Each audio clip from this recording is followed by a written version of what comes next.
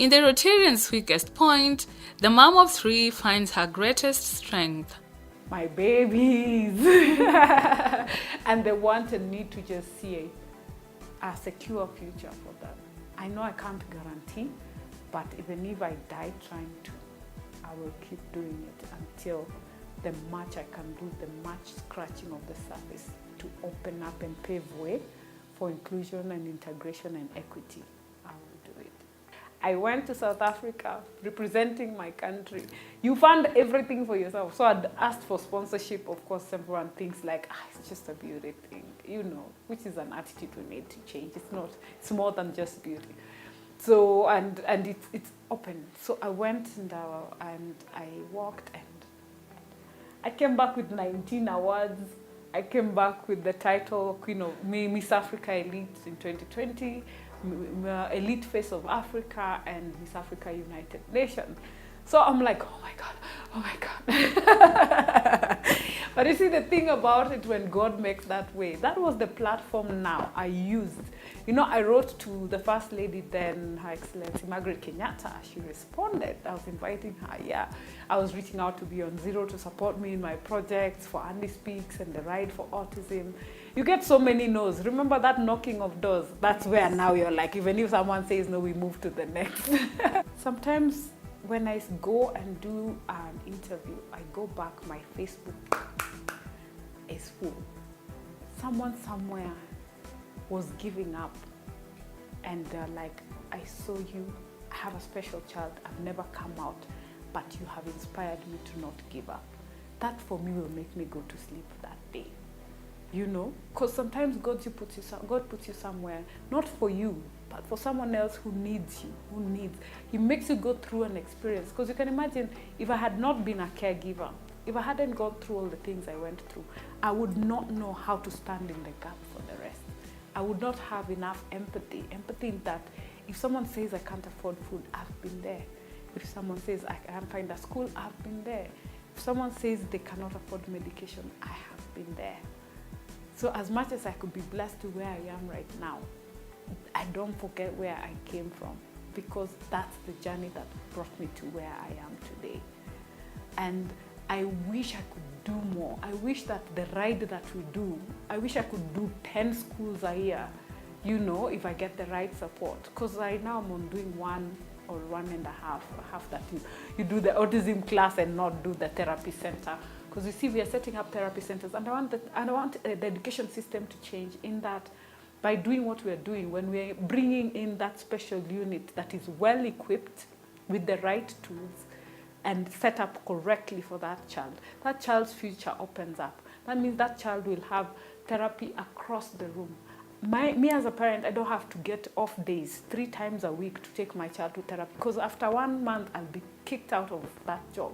So I want to save the parent, and we want to save also the child. Because if this child becomes independent, I'm freer as a parent.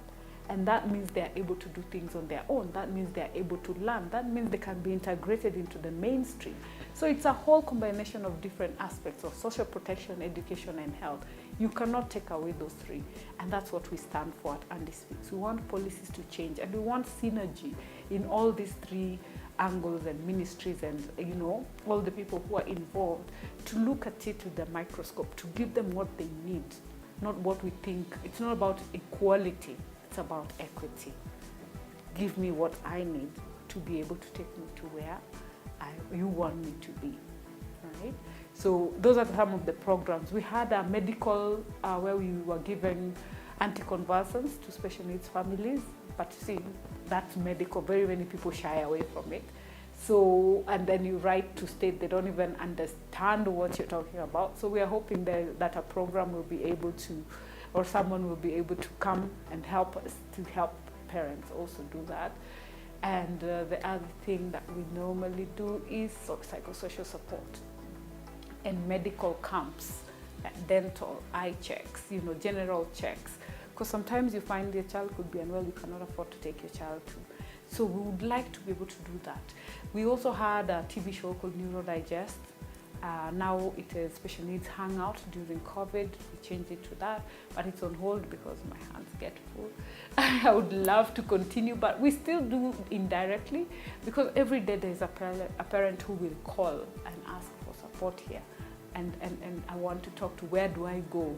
Who do I talk to? I am depressed. I don't know how to deal, you know? So standing in the gap for them and shielding them and reminding them that they're not alone is one of the other things that we do. Or even just holding their hand and helping them through that, you know, meandering through that craziness. Because for me, it felt like someone took me to a forest in the night. This is the beginning of the forest, and they're like, by morning, I hope we'll see you on the other side. Sorry, I don't have a torch. I don't have a map. All the best. Cheers. That's how it feels when you're, you know, when that diagnosis comes. And because you're like, where do I go? Some of us hear that name for the first time. So we just want to stand in the gap for them and help them and hold their hands, you know, and make sure that an informed parent is an empowered parent. All the information, know what's going on, know what you need to do so that you're able to help and support your child for them to be the best version they can be. And one thing we want to encourage parents in closing, love your child for who they are and not what you expected them to be.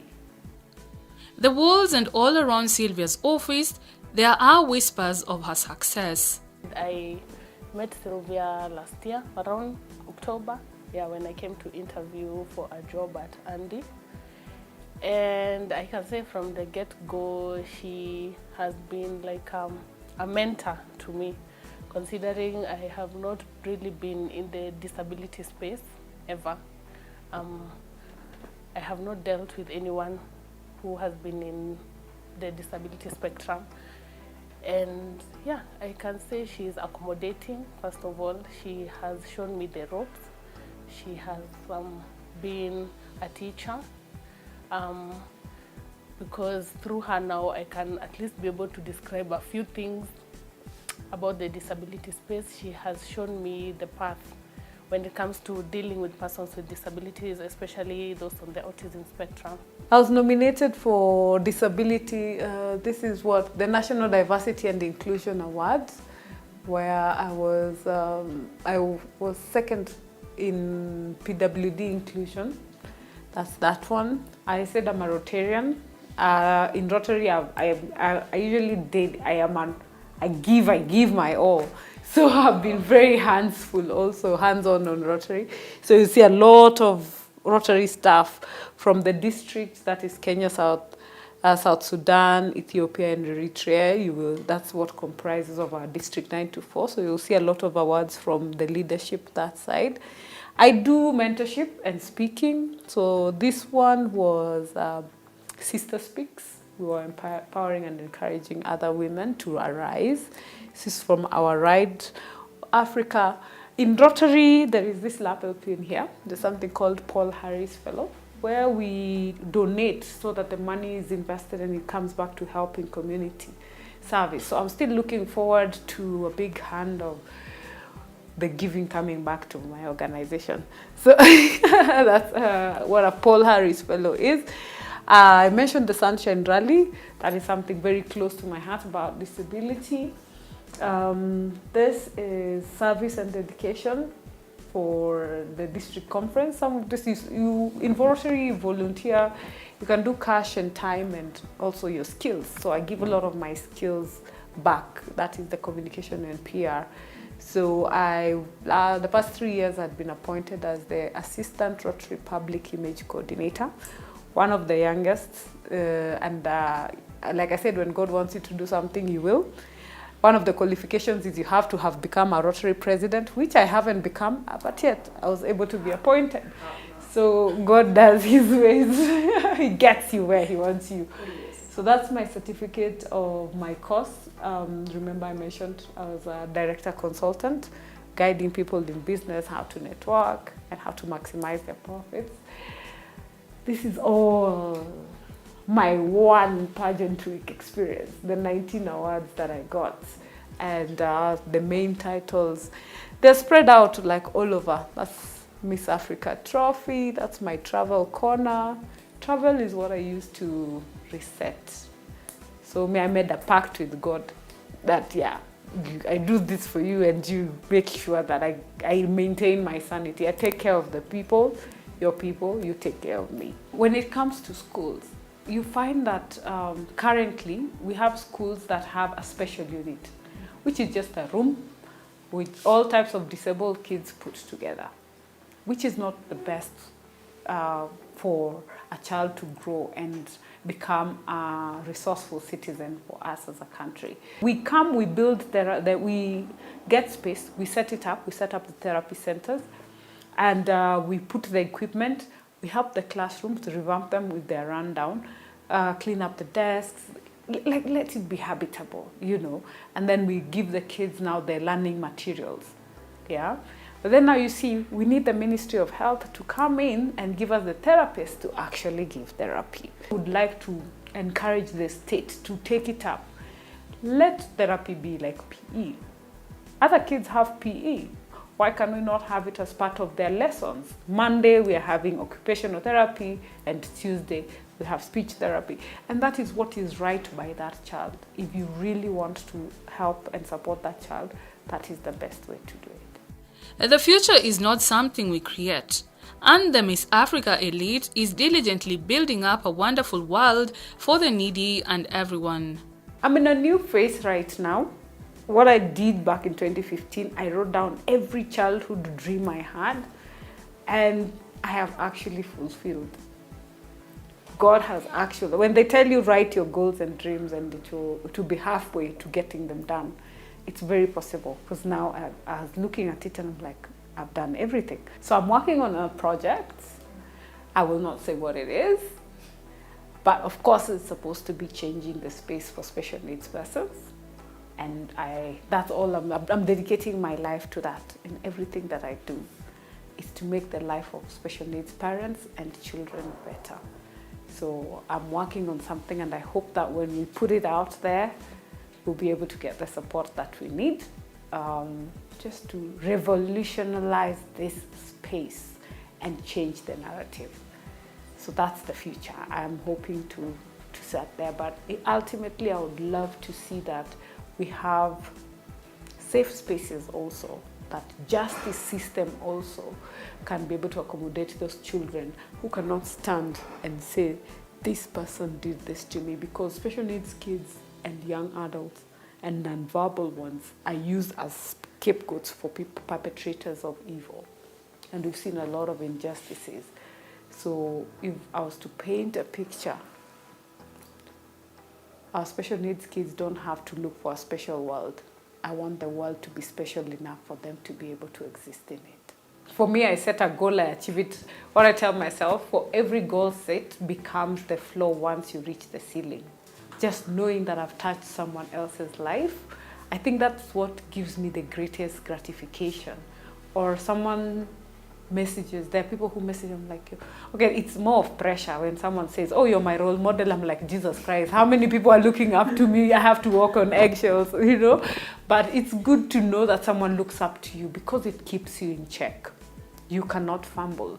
If you're the person someone is looking up to, like, you cannot afford to mess up. If you're someone's encouragement, because I get a lot of parents who are like, every time I think of you, where you're from, where you're going, what you're doing despite your situation, I get encouraged to move forward. And I think that's why God made me go through all the things that I went through, just to inspire and change someone else's life and inspire someone else's life. That's enough.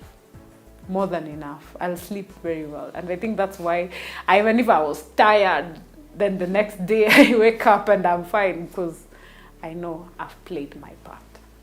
The lady of many crowns, the beauty to be admired, a voice to the voiceless, and the greatest of them all, the heart of unending love for the people living with disabilities, shares her thoughts.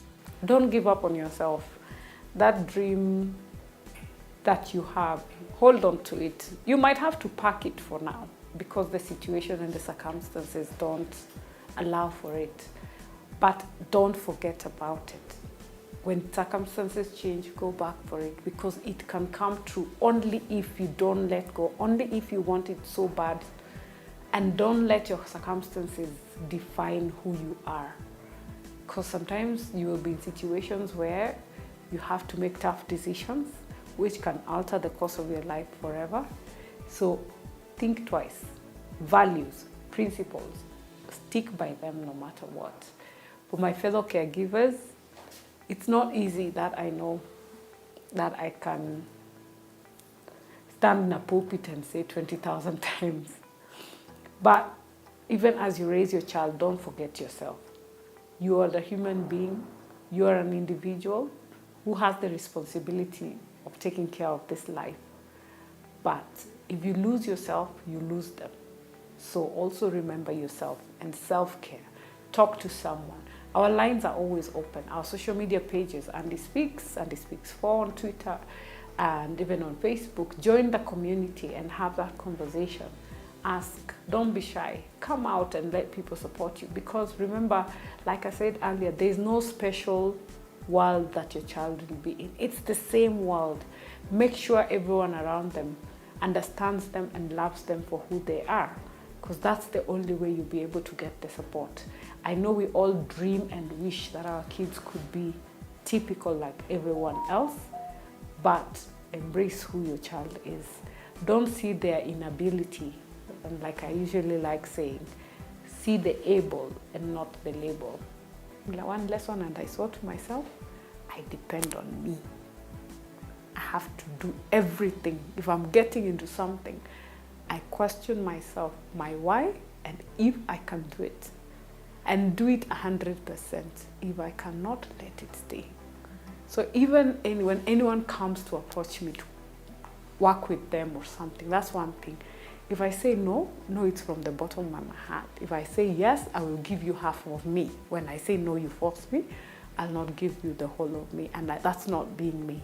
So I'd rather just, I cannot. It's easier that way. And the power of no is very important, because that's one of the lessons that I learned. Because before it was just wanting to belong. So you say yes, and you drain, you kill yourself. You don't have to. That's back to the young people. You don't have to. If someone tells you, let's do this, it doesn't align with what you believe in. It doesn't align with where you're going as an individual. You don't have to do it. You don't have to please anyone. At the end of the day, I realize when you're having marital issues and they tell you, those cultural, all of us have gone through it, vumilia weni mwanamke. Everyone leaves you there alone.